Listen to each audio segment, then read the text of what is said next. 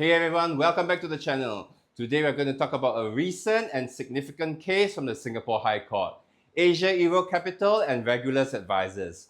This case involves claims of misrepresentation, unlawful means, conspiracy, and raises essential questions about the standards of care in financial advisors. To start, let's go over the facts. The plaintiff, Asia Euro, is a financial investment partnership managed by Mr. Adrian Chu. Mr. Chu invested $550,000 into the Avivo Group, an investment managed by the first defendant, Regulus Advisors, with his associates in the United Arab Emirates. Mr. Chu alleged that multiple misrepresentations were made to him during this investment, primarily by the second defendant, Mr. Amit Bagri, who was acting as a director of RAPL. These alleged misrepresentations, according to the plaintiff, induced him to invest in Avivo, with the expectation of significant dividends and an imminent IPO. The plaintiff claimed that Mr. Bagri, as RAPL's director, assured him that Avivo was financially solid and projected a 9% dividend yield, and even promised that dividends would be calculated based on the price at which the plaintiff bought the shares. The plaintiff alleged that Mr. Bagri promised that management held confidence in the investment with no plans for share disposal before the IPO. However, the dividends paid out fell short of the 9%, and Avivo's IPO was delayed indefinitely. Moreover, the plaintiff later learned that the shares were previously sold at a significant lower price. The defendants, in their defense, denied making these alleged misrepresentations. They argued that any statements made were not intended as guarantees or factual representations, but rather as projections or opinions about Avivo's future. Furthermore, the defendants asserted that the plaintiff did not rely on these alleged representations and made the investment based on its own independent judgment. They also emphasized that RAPL owed no duty of care to the plaintiff and that disclaimers in the investment documents waived any liability. The court considered the law of misrepresentation, specifically fraudulent and negligent misrepresentation. Fraudulent misrepresentation involves intentional deception to induce another into a contract, while negligent misrepresentation occurs when the party makes false statements without due care, leading the other party to suffer losses.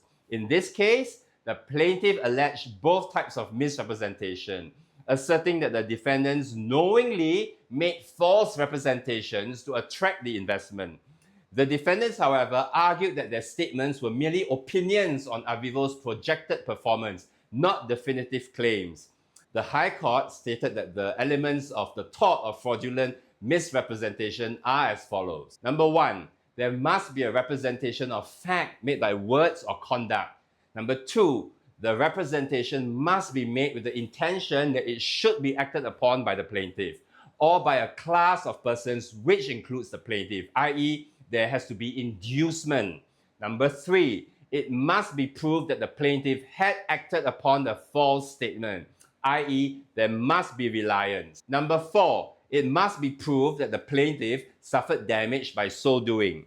Finally, the representation must be made with knowledge that it is false. It must be willfully false or at least made in the absence of any genuine belief that it is true. The primary issues for the court to consider were, number one, whether the alleged representations were made. Number two, if the representations were made, whether the plaintiff relied on these representations in deciding to invest. Number three, the nature and extent of the duty of care, if any, owed by the defendants to the plaintiff. Number four, whether there was any unlawful means conspiracy involving the defendants. Another key point is the tort of unlawful means conspiracy. For this tort, there must be a combination or agreement to carry out an unlawful act with intent to harm the plaintiff. In this case, the plaintiff claimed that the defendants conspired to conceal critical information, including regulatory investigations against key individuals, and that this omission caused him financial harm. After examining the evidence, the court ruled that the alleged representations were not proven, with many lacking independent corroboration. The plaintiff's reliance on these representations was also questioned, as the plaintiff conducted its own due diligence and took independent actions, including setting up a special purpose vehicle for the investment. As for the unlawful means conspiracy, the court found no sufficient evidence of a concerted agreement among the defendants to deceive the plaintiff. Consequently, the plaintiff's claim was dismissed. This case underscores the importance of due diligence and understanding the nature of projections in investments.